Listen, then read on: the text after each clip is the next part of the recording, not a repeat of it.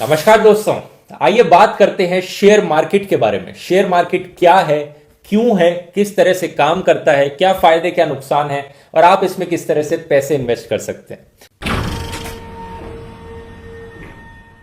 Stock market, share market या equity market, इन तीनों का एक ही मतलब है दोस्तों। ये वो मार्केट होता है जहां पे आप किसी कंपनी के शेयर्स खरीद सकते हो या बेच सकते हो। शेयर्स खरीदने का मतलब है कि आप किसी कंपनी में कुछ परसेंट ओनरशिप खरीद रहे हो, यानी कुछ परसेंट आप उस कंपनी के मालिक बन रहे हो। यानी उस कंपनी को अगर प्रॉफिट होगा तो कुछ परसेंट उस प्रॉफिट का आपको भी मिलेगा, उस कंपनी को अगर लॉस होगा तो कुछ परसेंट उस लॉस का आपको भी सहना पड़ेगा।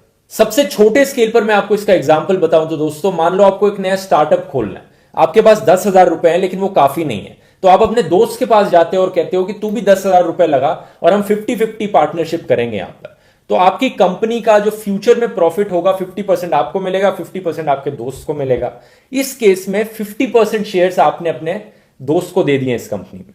यही चीज बड़े स्केल पर स्टॉक मार्केट में होती है, बस फर्क यह है कि वहां पे आप अपने दोस्त के पास जाने की जगह पूरी दुनिया के पास जाते हो और कहते हो कि आओ मेरी कंपनी में शेयर्स खरीदो।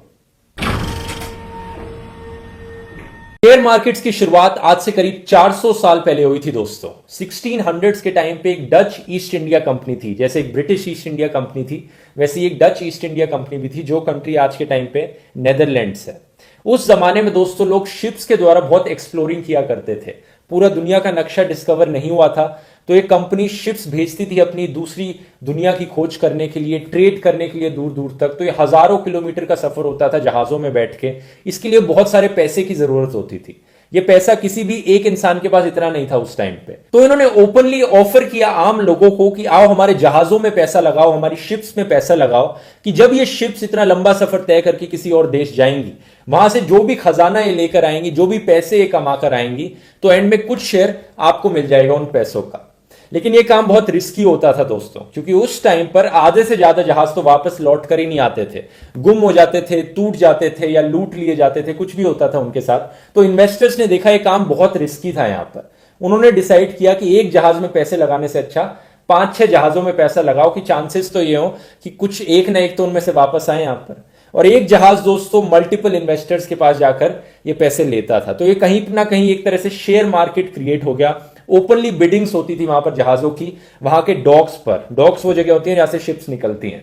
देखते ही देखते दोस्तों सिस्टम बहुत सक्सेसफुल हो गया, क्योंकि कंपनीज को जो पैसों की कमी होती थी वो आम लोग पूरी कर देते थे और आम लोगों को यहां पर और ज्यादा पैसे कमाने का मौका मिल जाता था। आपने हिस्ट्री की किताबों में पढ़ा ही होगा कि ईस्ट इंडिया कंपनी और डच ईस्ट इंडिया कंपनी कितनी अमीर बन गई थी उस टाइम पर। और आज के दिन दोस्तों ऑलमोस्ट हर कंट्री में अपना एक स्टॉक एक्सचेंज है और हर कंट्री स्टॉक मार्केट पे बहुत डिपेंडेंट बन गई है। स्टॉक एक्सचेंज वो जगह है, वो बिल्डिंग है जहां पर लोग कंपनीज के शेयर्स को खरीदते हैं और बेचते हैं। दो टाइप के मार्केट्स में से डिवाइड किया जा सकता है, एक प्राइमरी मार्केट और एक सेकेंडरी मार्केट। प्राइमरी मार्केट वो है दोस्तों जहां पर कंपनीज आकर अपने शेयर को बेचती हैं। ये कंपनीज के ऊपर है कि वो एग्जैक्टली क्या प्राइस रखे अपने शेयर का।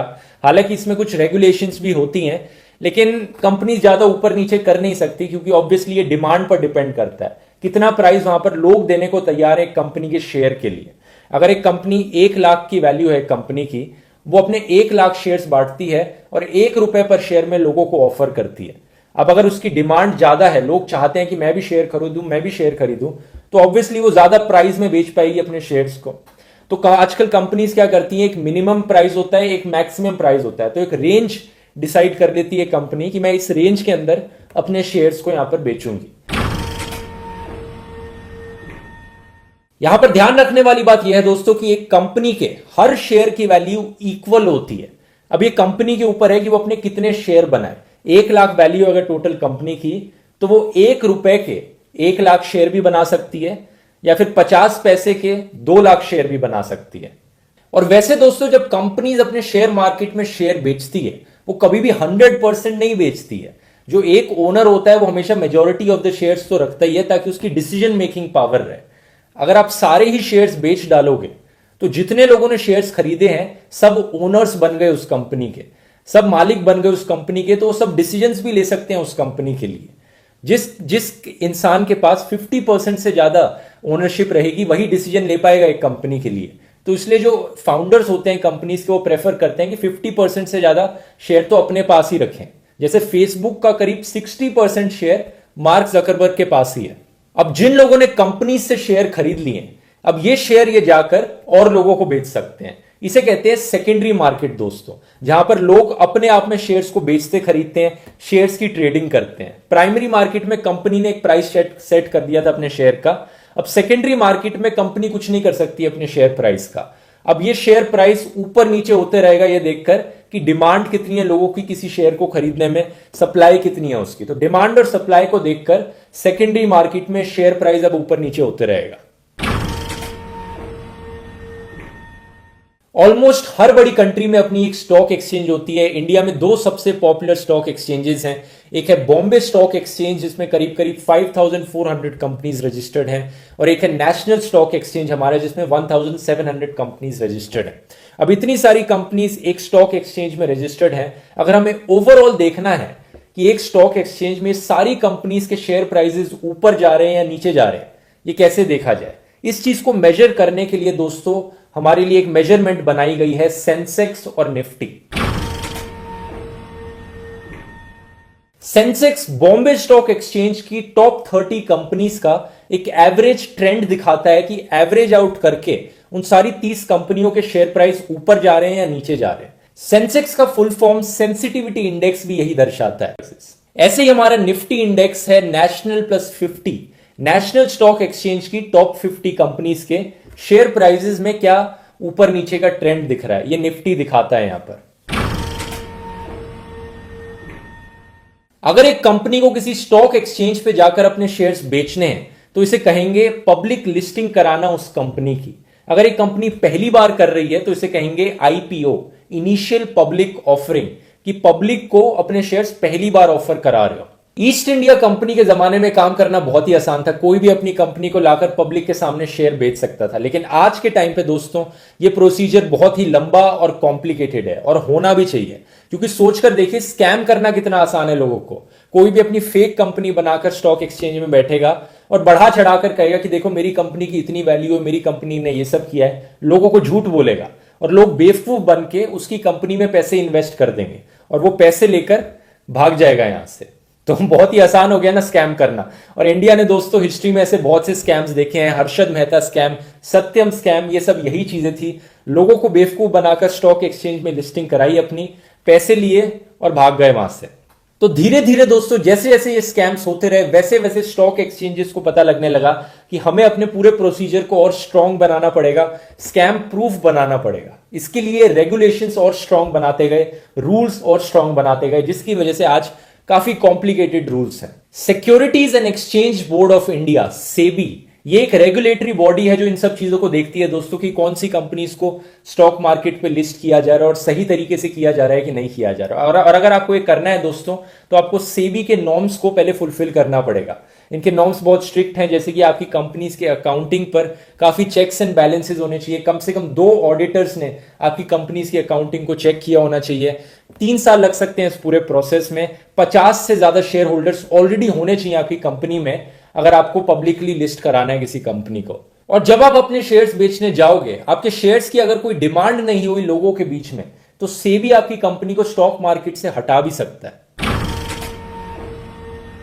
आप कैसे स्टॉक मार्केट में पैसे इन्वेस्ट कर सकते हैं? ईस्ट इंडिया कंपनी के टाइम पे तो आप उस जमाने में उस डॉक्स पे जाकर, जहां से जहाज निकल रहे थे, वहां पे जाकर ये बिडिंग कर सकते थे, खरीद बेच सकते थे स्टॉक्स को। और इंटरनेट के आने से पहले आपको बॉम्बे स्टॉक एक्सचेंज की बिल्डिंग में जाकर ये काम करना होता।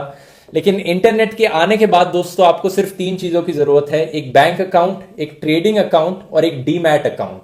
बैंक अकाउंट इसलिए आपको अपने पैसों की जरूरत होगी, ट्रेडिंग अकाउंट इसलिए कि आप ट्रेड कर सकें, आप पैसे इन्वेस्ट कर सकें किसी कंपनी में, और डीमैट अकाउंट होता है दोस्तों स्टॉक्स जो आप खरीद रहे हैं उसे स्टोर करने के लिए, एक डिजिटल फॉर्म में स्टोर करने के लिए उन स्टॉक्स को। आजकल ज्यादातर बैंक्स 3-in-1 अकाउंट्स ऑफर करने लग गए हैं कि ये तीनों अकाउंट्स आपके बैंक अकाउंट के अंदर ही इन्वॉल्व हो।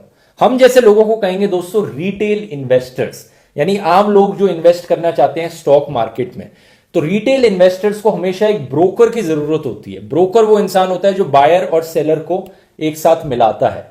अब हमारे लिए ब्रोकर हमारा बैंक भी हो सकता है, या कोई और थर्ड पार्टी ऐप भी हो सकती है, कोई प्लेटफॉर्म भी हो सकता है।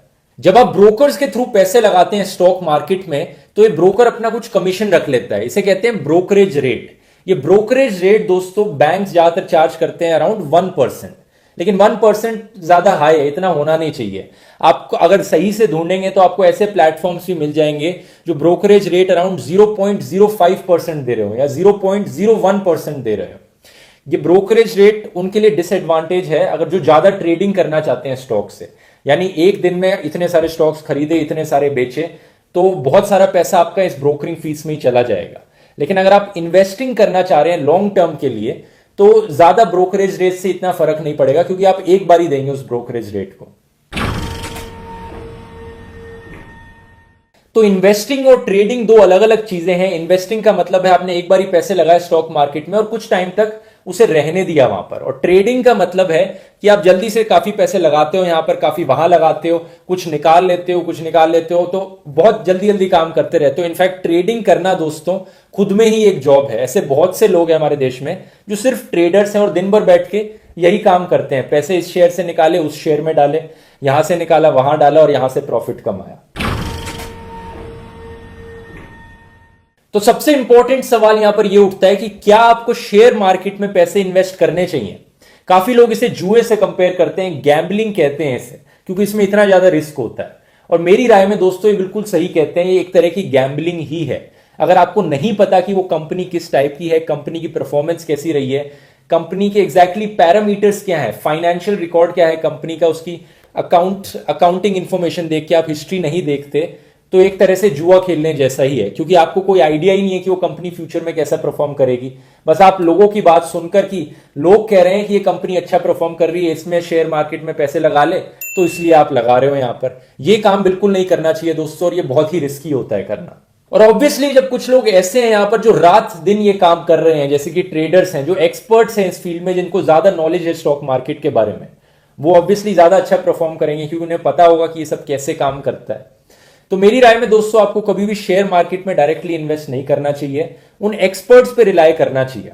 अब इसका एक बहुत अच्छा फॉर्म है म्यूचुअल फंड्स, क्योंकि म्यूचुअल फंड्स में क्या होता है, आप डायरेक्टली खुद नहीं डिसाइड करते कि किस कंपनी में इन्वेस्ट करना है। म्यूचुअल फंड्स में आप एक एक्सपर्ट्स पे भरोसा डालते हो कि वो एक्सपर्ट्स डिसाइड करें कि किस कंपनी में इन्वेस्ट किया जाए। इनफैक्ट ज्यादातर म्यूचुअल फंड्स ढेरों कंपनीज में इन्वेस्ट करते हैं ताकि लॉस होने के चांसेस काफी कम रहे यहां पर। जैसे कि मैंने ईस्ट इंडिया कंपनी का एग्जांपल दिया था, इन्वेस्टर्स बहुत जल्दी समझ गए थे कि एक जहाज में पैसे कभी मत डालो अपने, 5-6 जहाजों में पैसे लगाओ अपने, ताकि चांसेस ये रहे कम से कम एक तो वापस लौट के आए।